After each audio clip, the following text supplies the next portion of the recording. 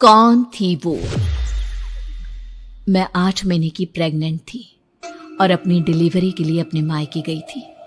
माँ ने मुझे फोन पर बताया, घर के पीछे की तरफ जो खाली जमीन थी ना, वहां पर एक नया कमरा बनवा लिया है।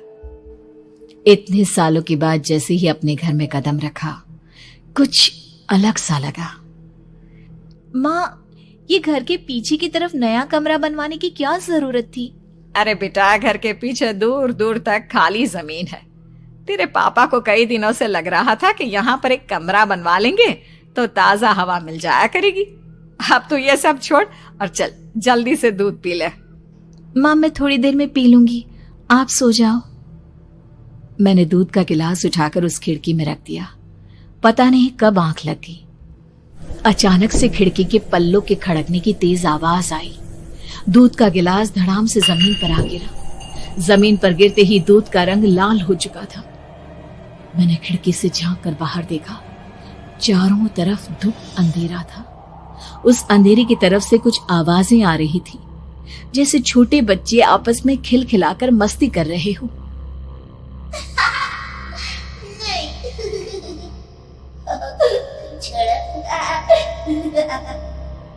इतनी रात को इतने घनघोर अंधेरे में बच्चों की आवाज कैसे आ रही है? घड़ी में वक्त देखा तो ठीक 12 बजे थे। देखकर मैं सन्न रह गई।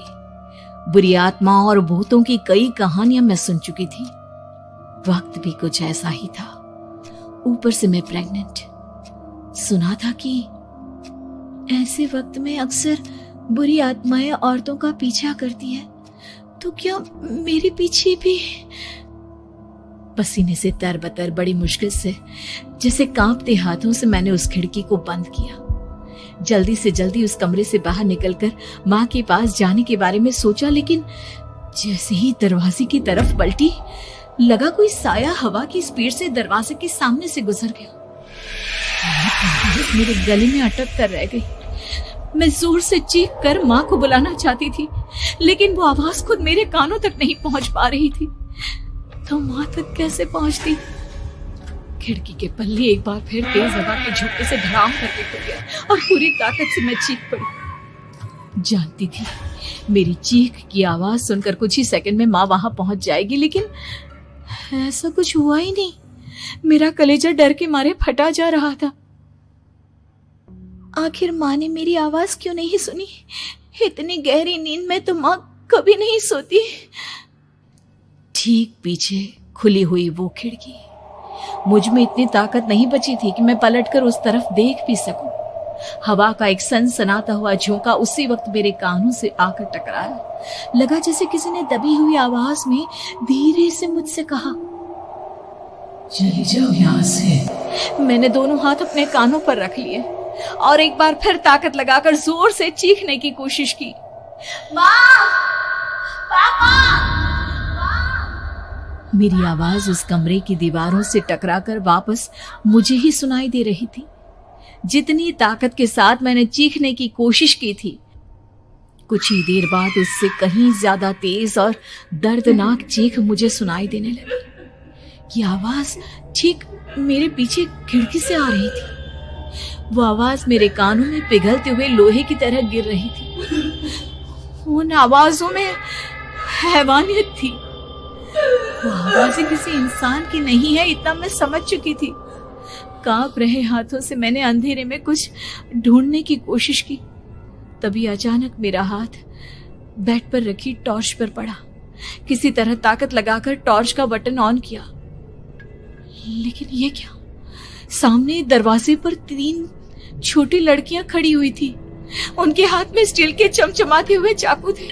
मैं घबराकर लड़खड़ाई और पीछे की तरफ हटी, लेकिन तब तक वो मेरे पास आ चुकी थी।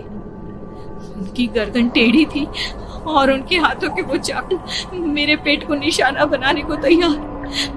मैं जोर से चीखी, नहीं, छोड़ दो मेरे बच्चे को, मत मारो, मत मारो, छोड़ दो मेरे बच्चे को। सोनाली, क्या हुआ बेटा?